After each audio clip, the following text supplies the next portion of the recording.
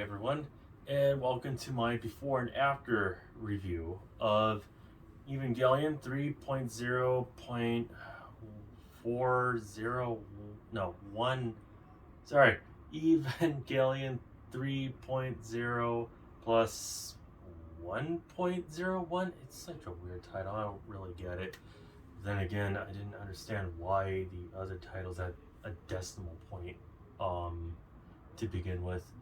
But yeah, as you can tell, and also from my written review from my blog site, some of you have been to, have noticed that I am a big fan of Neon Genesis.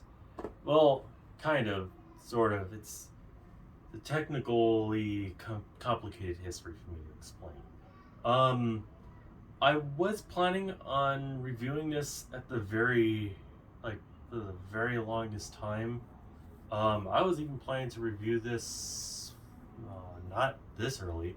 I was going to be doing my review on just the history, the background, and every episode of Neon Genesis, as well as every movie. But then Ben at the Stage did his anime abandon review on the first part of his long and tumultuous review of Neon Genesis, and his second part's gonna come out pretty soon. So I recommend you guys check his anime abandon review of Neon Genesis because uh just by looking at his video, there's just no way on earth I could even do justice like how he did with Neon Genesis. And yeah, he I think he was spot on for what he said. I mean, his opinion is almost on par with mine.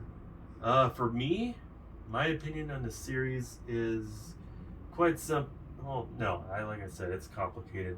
I first saw the very first episode subbed back when I was like 9 or 10 years old. I was sick, so I didn't go to school, and I was with my uncle and my aunt, and my uncle just happened to have a VHS copy of the first episode of Neon Genesis, and I did not see it again until it came out at Adult Swim in high school.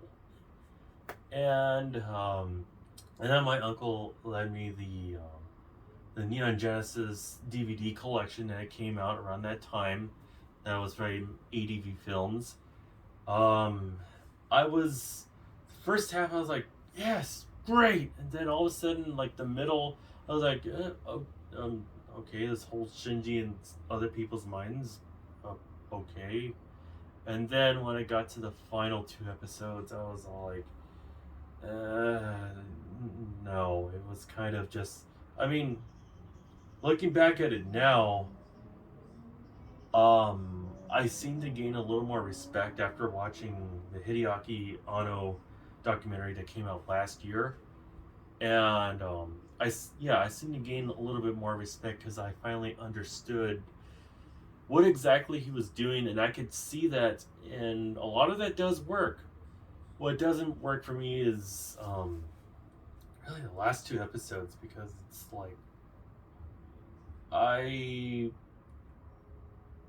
the last two episodes I just didn't feel like as if I mean it belonged, but should it?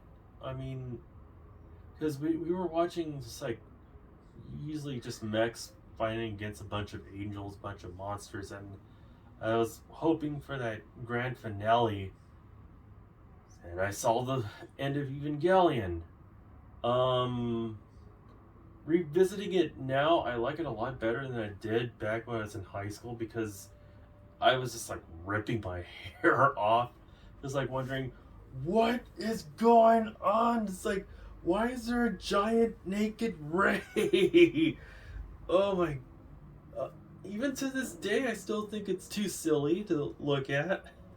Um, so my opinion didn't change on that at all. It's that last 20, 15 to 20 minutes that just made me just want to just yeah, it made me want to go insane. But I mean today I just think it's silly. I mean I'm not as overly hyperbolic than back now than I was back then. And back then, I was just like, yeah, it was a complete waste of time. But now looking back, I'm like, yeah, I like this a lot better now. Um, Especially with the this copy right here. The G Kids version. I don't remember the ADV films. I know they're no longer around.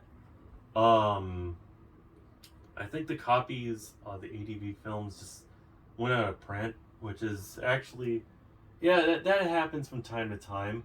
That what's the name of that show? Paranoia Agent.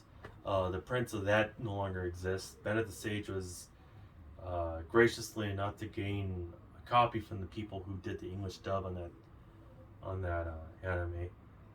So it is it. And also DNI Sites 999. I had this minuscule chance of getting that in VHS.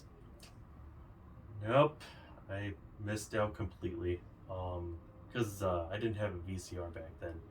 But yeah, the English copy for DNI Sites 999 does not exist anymore. In case if you're wondering.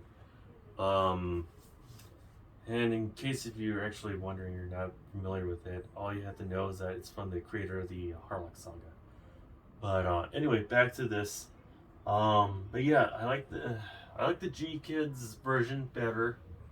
Because at first I was kind of iffy about it.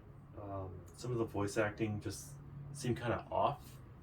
Um, well, it was kind of weird, and some of the few of the editing additions, few of the editing choices that they made is kind of weird, but they're just kind of nitpicks, so they're not really that much to really get railed upon as much. But with these movies, these new movies, the rebuild movies, at first I really liked them a lot. Um, but then as I was just like revisiting them and looking back at them, I felt kind of like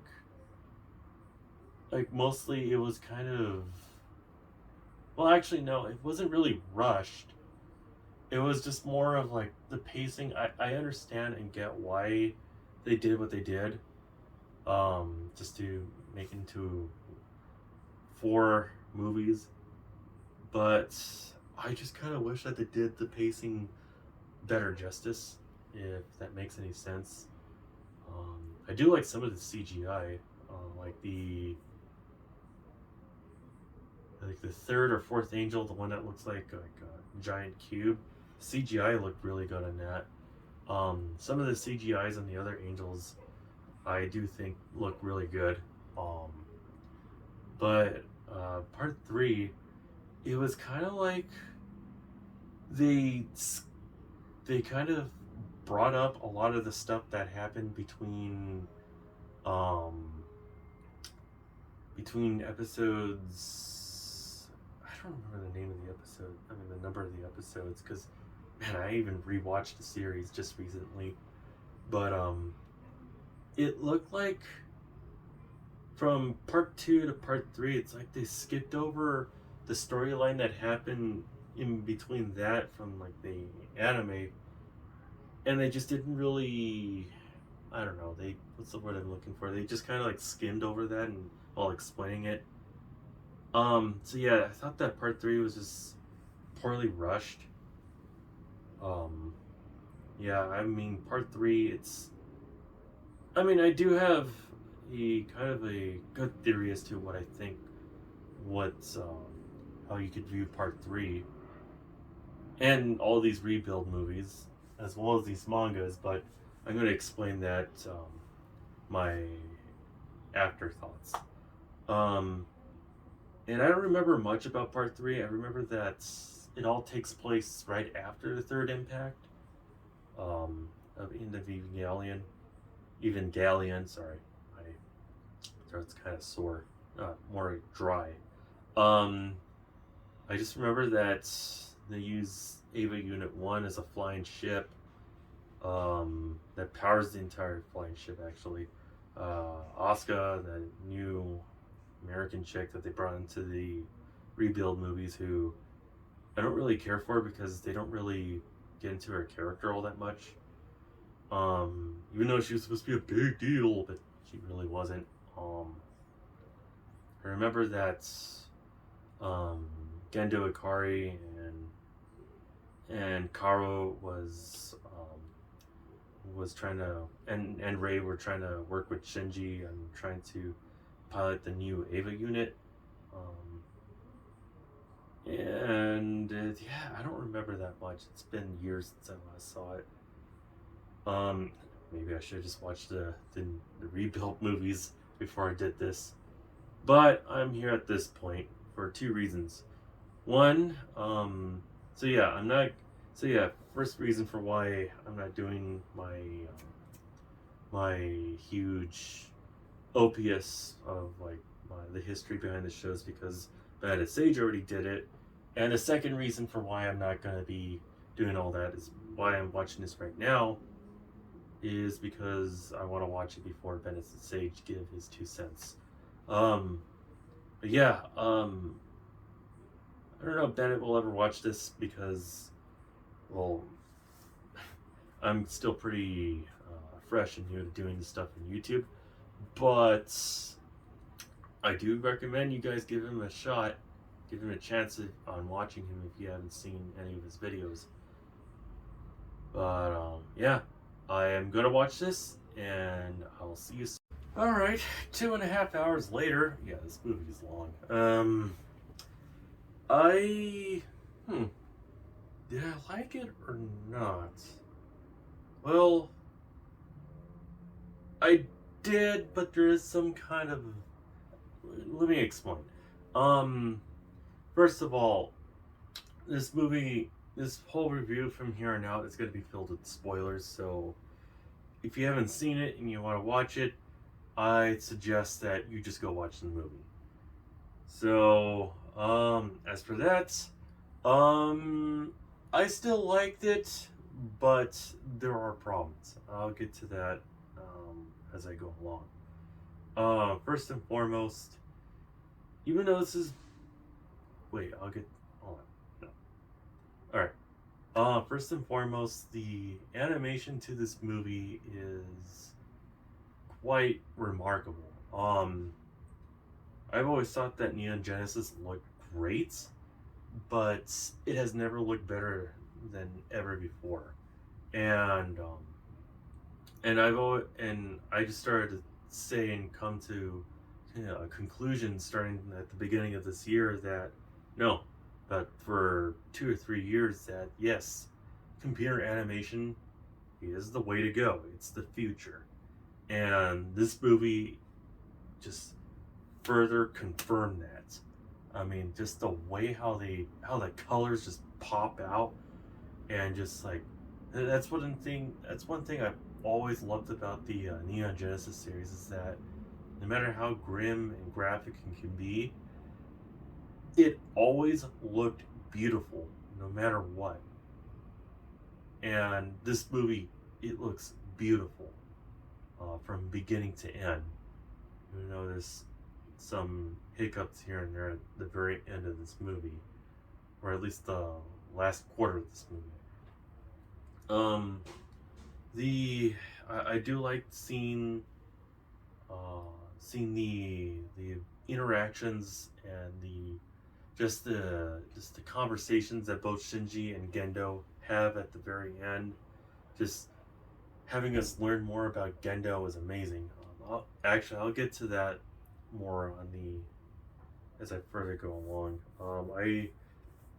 I also love seeing how the world functioned, because just like seeing how the world functions within this kind of apocalyptic type of setting is, I just thought that it was actually interesting. I love seeing how people are trying to make a living, trying to kind of, no pun intended, rebuild, if you will, on what they lost. And I like that a lot. It actually is, and it even tried to flesh out more of Ray's character. and it just like reveals like how much how more of a human being Ray was becoming in this before her body just expires. Yeah, that actually happens. So let me try to explain the story as best as I can, because I feel like as if I should have rewatched the last few movies in order for me to pick up the speed on this, because I do have issues with the story. So basically, the third impact happened. Um, it's confusing because most people in this movie would call it as the near third impact, but then later on they keep saying that the third impact did happen, and they're saying that that that Karo was the one who, no, not Karo, that Koji was the one who stopped the third impact from even happening, which caused his death. And yet they keep saying that it did happen. Even Gendo Ikari at one point said that it did happen. Um, it's kind of confusing as to what it is. Like, did it nearly happen or did it happen? I want to say that the people who were living in this world um, say that it nearly happened, and Gendo confirms it, saying that it did happen. I'm just gonna stick with that, because the story can't really make up its mind. It's kind of confusing, um, and also I loved seeing how, like I said, I love seeing how this world still exists, like parts of the world that they can't walk into because most of the world is still into this really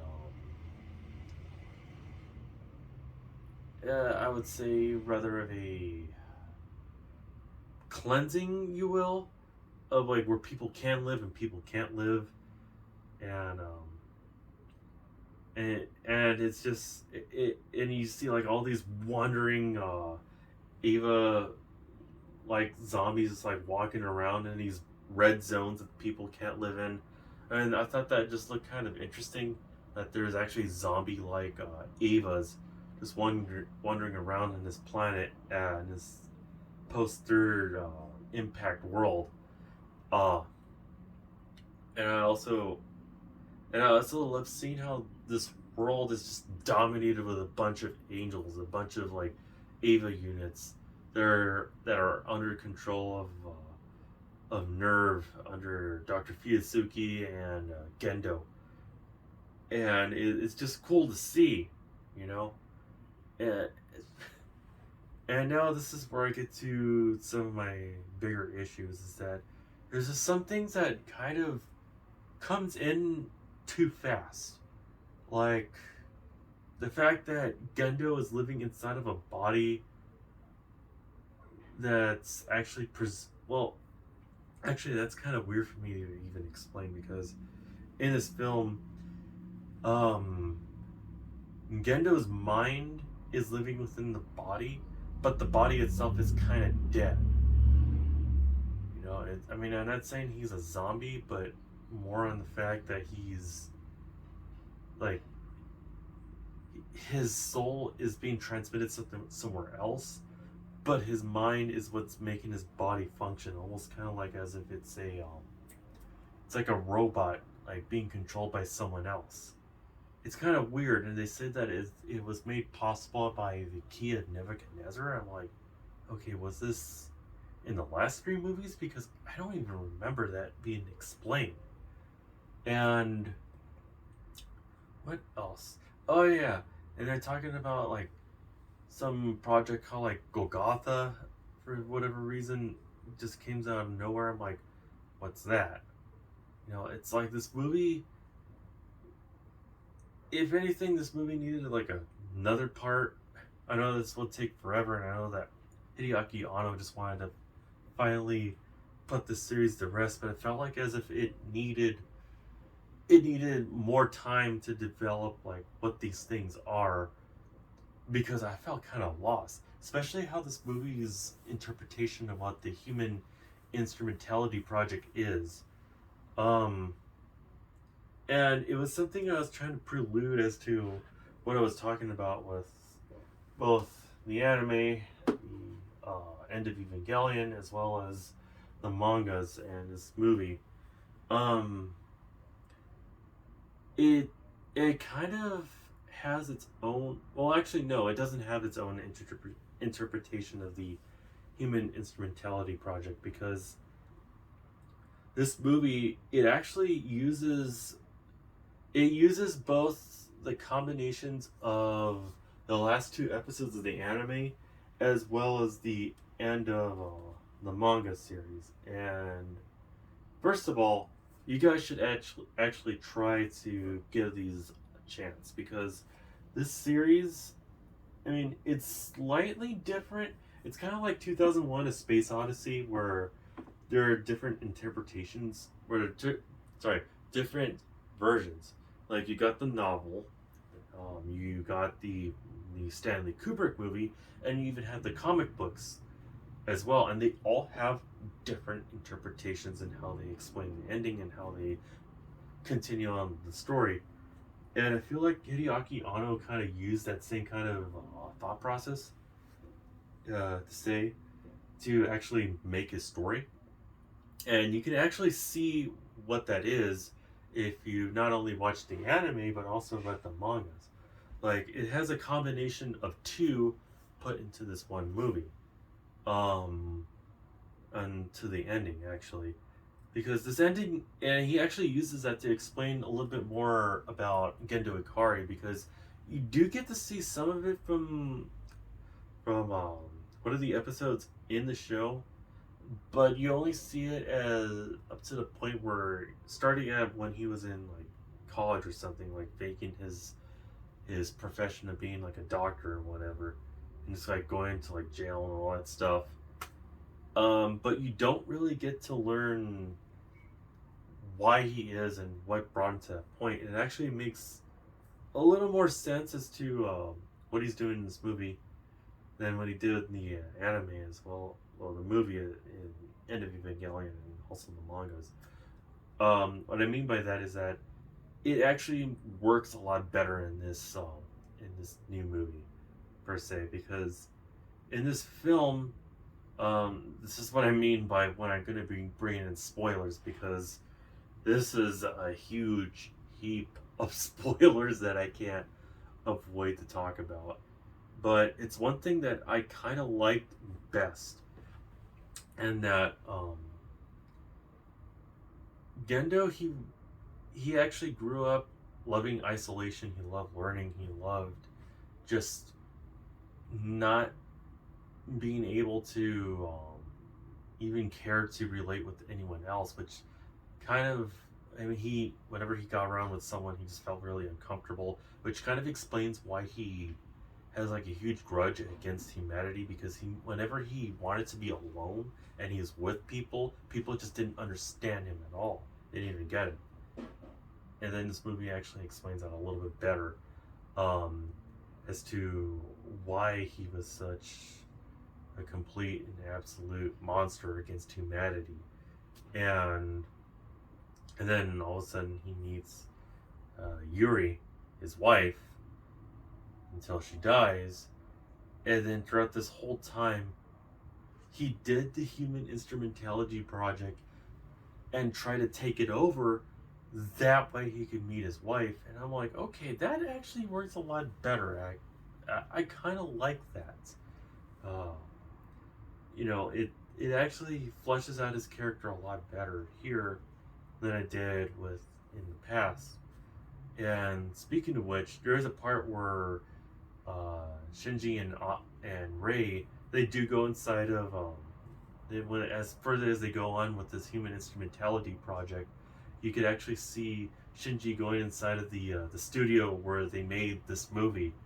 Um, uh, and I actually like that a lot. I mean, you get to see like the devices, the cameras that they use, the PS4 controllers that they use to actually function their cameras, as well as like the studio where they were actually using the full motion caption suits, like where they actually did to animate these characters. it was kind of like, oh, he actually did uh he actually did go that extra mile again, just like what he did with the last two episodes of Evangelion. And also in that part in that studio, you get to see clips of the original anime, just like going fast, going like just like showing them like in like a fast montage, if you will, with the original animation and everything going on.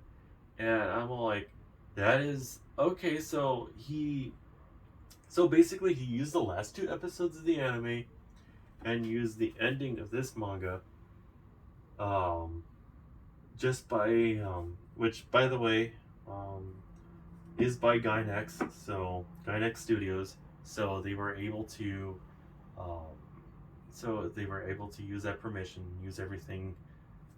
Basically, that was just all Gainax's idea. Uh, and And the reason for why I like the ending to this a little bit better is because it kind of shows exactly what you saw in this movie.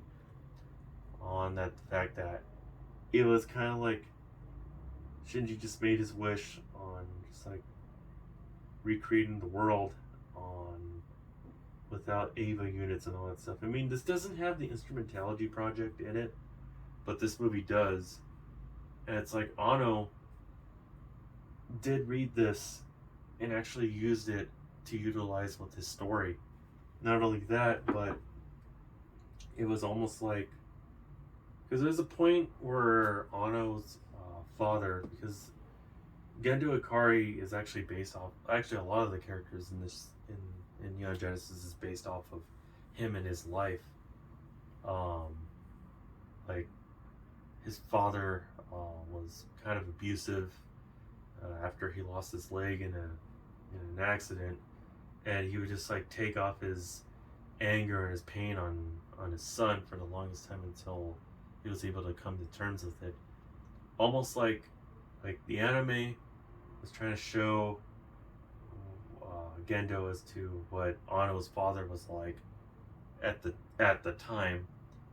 Then Ano just grows up and he sees his father um, finally come to terms, and he was able to just finally understand his dad, you know.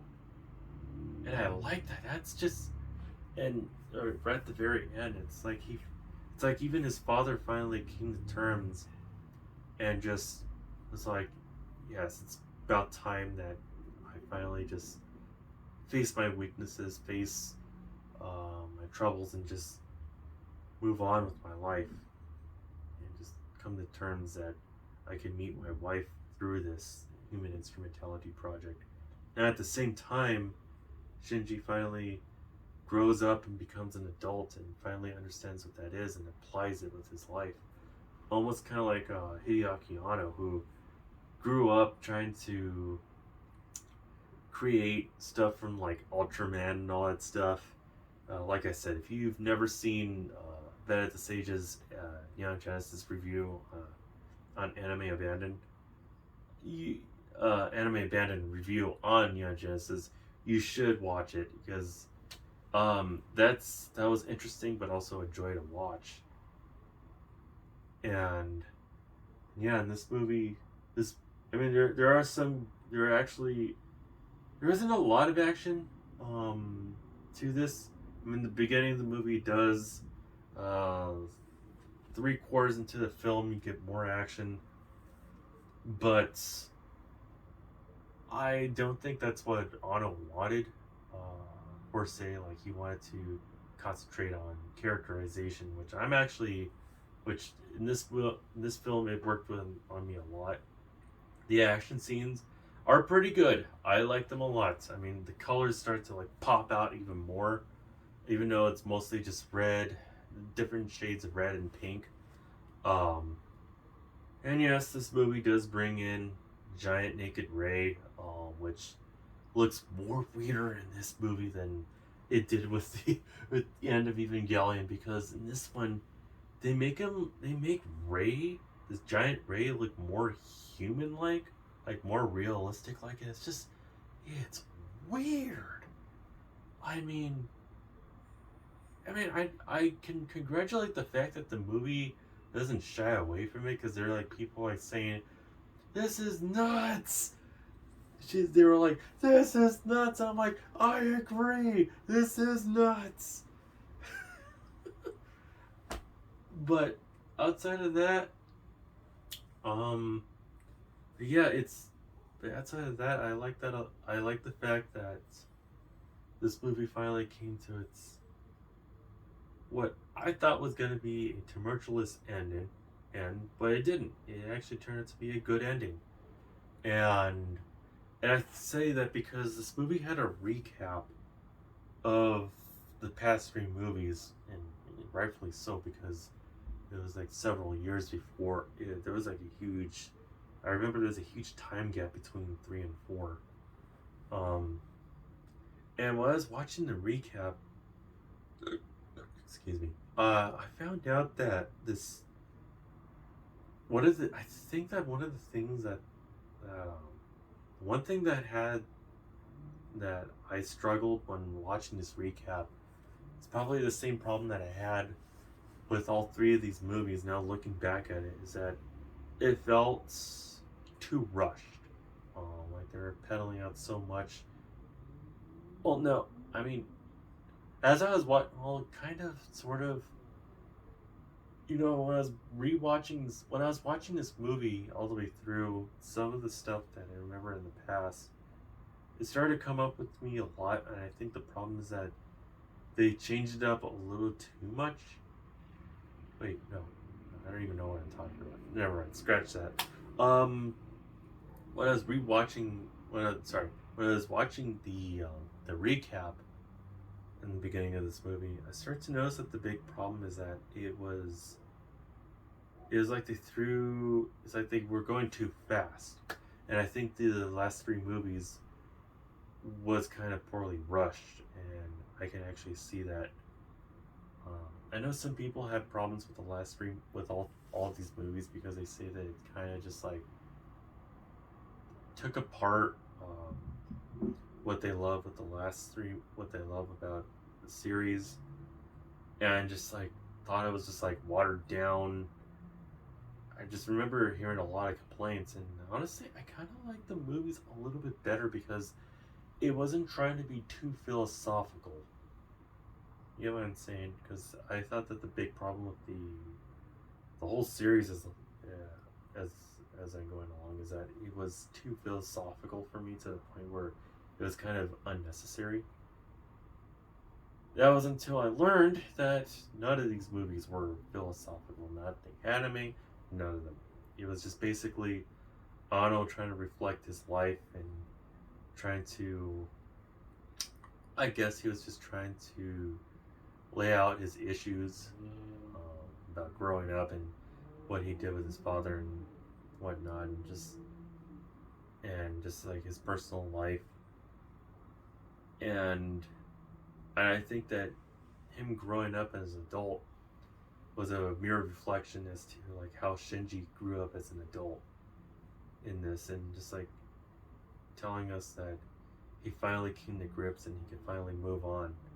Just like how he was living with pain and weaknesses, and even in Shinji in this movie, he says that he finally learned how to live with it and adapt it.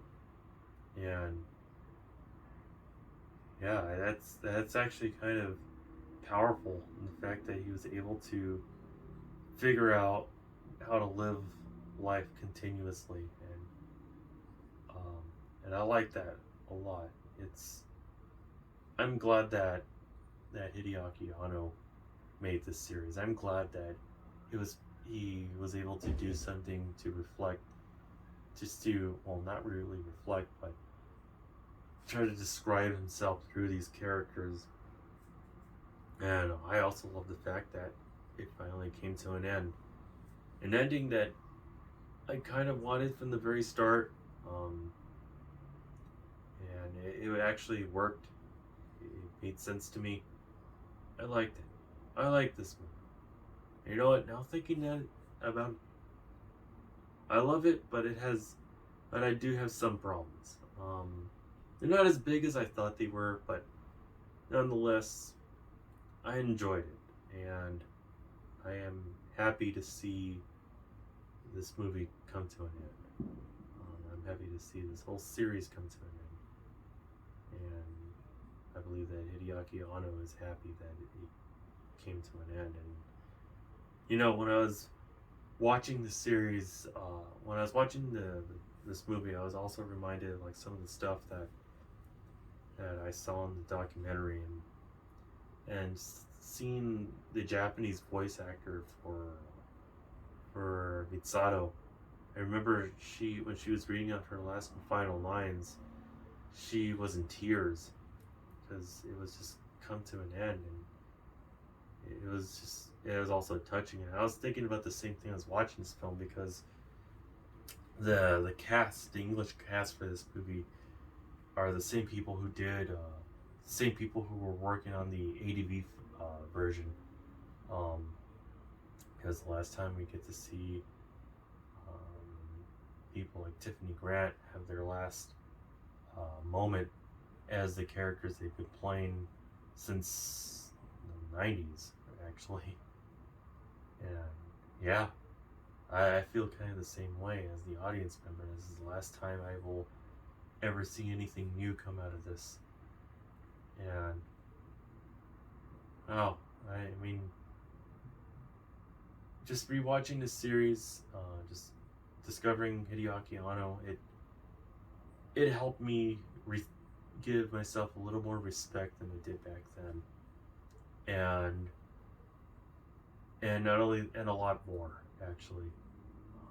It His documentary